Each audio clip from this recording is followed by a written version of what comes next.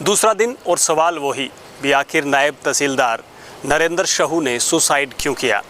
इसके सवाल जो है उसके जवाब नहीं मिल पा रहे हैं।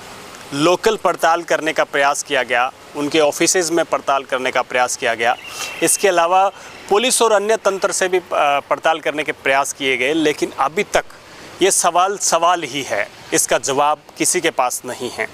भी 27 साल के युवा आरटीएस नायब तहसीलदार नरेंद्र शहू ने सुसाइड क्यों किया, ये क्यों सवाल जो है वो हर किसी के जहन में है।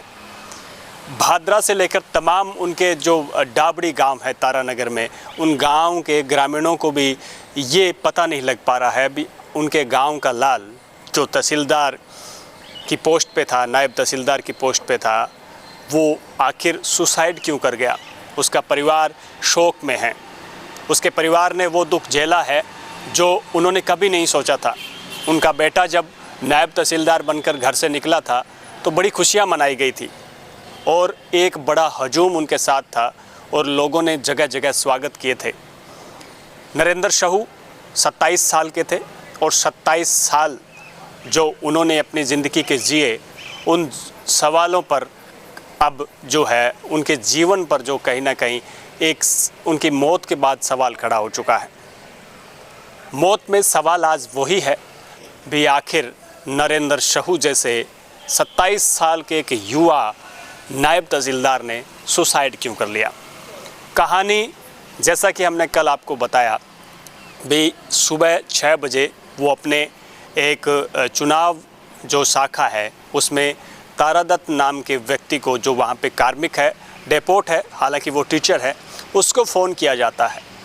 उससे पूछा जाता है कि सूचना सहायक ने यहाँ पर ज्वाइनिंग करनी है ऑफिस में और उससे संबंधित कोई रिकॉर्ड या ऑनलाइन जो कागजात है वो नहीं मिल पा रहे हैं।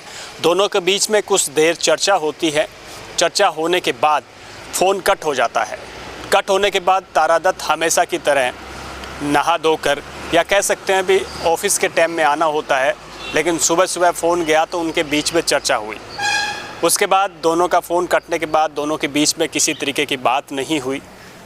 ठीक जो अपने कह सकते हैं कि करीबन 8 बजे थे, जैसा कि मैंने पिछली वीडियो में भी बताया था, काम करने वाली महिला उनके घर पहुंचती है, गेट नहीं खुलता है।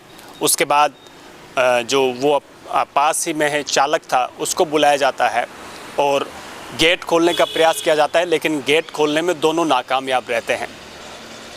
फिर एसडीएम को फ़ोन किया जाता है। एसडीएम वहाँ मौके पर पहुँचते हैं और गेट अंदर से बंद देखकर एसडीएम को कुछ आभास होता है, तमाम जो लोग थे उनको आभास होता है भी कुछ गलत ना हो गया हो।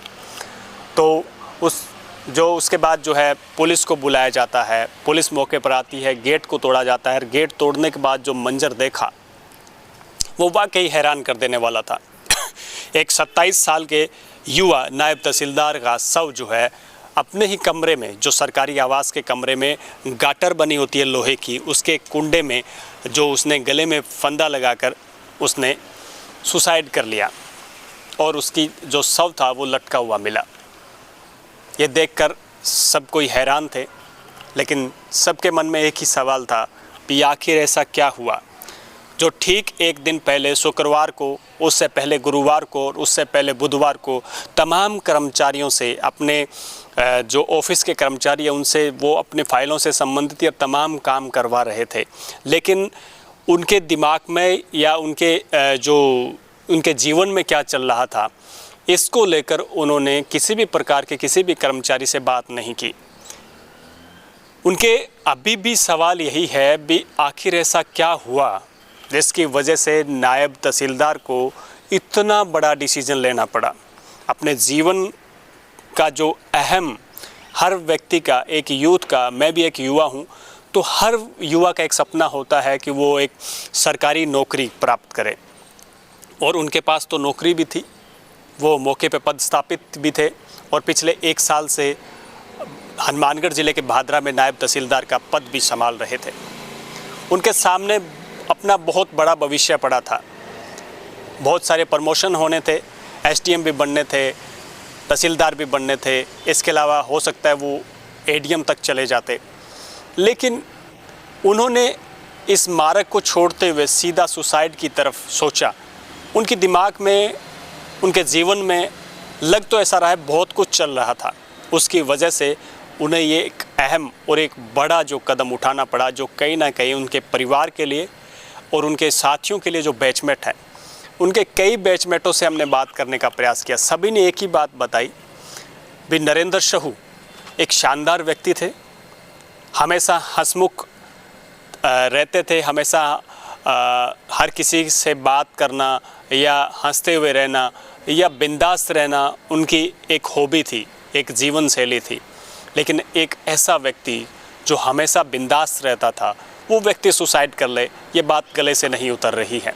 हालांकि पुलिस ने पोस्टमार्टम करवाने के बाद शव परिजनों को सौंप दिया और परिजनों ने अंतिम संस्कार भी कर दिया, लेकिन पुलिस भी इस मामले की जांच में अब जुटी हुई है भी आखिर इस पूरे मामले में सच्चाई क्या है। बहुत सारी चीज़ें सामने आई थी, जो चीज़ें आई हैं उनको लेकर हम गहन पड़ताल में लगे हुए हैं कि वो चीज़ें तब तक हम नहीं बता पाएंगे क्योंकि जब तक उसका कोई पुख्ता कुछ चीज़ें नहीं मिल पाए। लेकिन फिर भी सवाल तो सवाल ही रहेगा भी आखिर एक युवा नायब तहसीलदार ने सुसाइड क्यों कर लिया। इस पूरे मामले में जैसा कि मैंने आपको बताया कि उसके बाद गेट तोड़ा जाता है और गेट तोड़ने के बाद जो शव जो है फंदे पे लटका हुआ मिला, परिजनों को सूचना दी गई और उनके बड़े भाई यानी नायब तहसीलदार के बड़े भाई विजेंद्र उर्फ विजय पहुँचे और उन्होंने जो है थाने में एक मर्ग रिपोर्ट दर्ज करवाई। उस मर्ग रिपोर्ट के जो शब्द जो थे वो मैंने कल भी बताए थे और आज आपको फिर बता रहा हूँ। उन्होंने बताया कि मुझे फ़ोन पे सूचना मिली भी आपके भाई यानी नरेंद्र शहू ने, जो नायब तहसीलदार हैं भादरा में, उन्होंने सुसाइड कर लिया है। वो मौके पर पहुँचे तो उन्होंने जैसे ही सरकारी आवास में प्रवेश किया तो उनका शव जो है फंदे से लटका हुआ था। फिर शव उतारा गया और उसे हॉस्पिटल भिजवाया गया। उनके भाई ने भी निष्पक्ष जांच की मांग की है। अब इस जांच में क्या कुछ निकलता है वो आगे आने वाला समय बताएगा, लेकिन सवाल फिर एक सवाल है कि आखिर युवा नायब तहसीलदार नरेंद्र शहू ने सुसाइड क्यों किया। अगर आपको भी इस संबंध में कुछ जानकारी हो तो आप हमसे साझा कर सकते हैं। सबसे बड़ा बात यही है भी नरेंद्र शहू के सुसाइड के पीछे क्या राज रहे होंगे, उस राज को खोला जाए, उस राज का पर्दाफाश हो, हम सभी यही चाहते हैं। हनुमानगढ़ से मेरे सहयोगी चेतन के साथ कुलदीप शर्मा।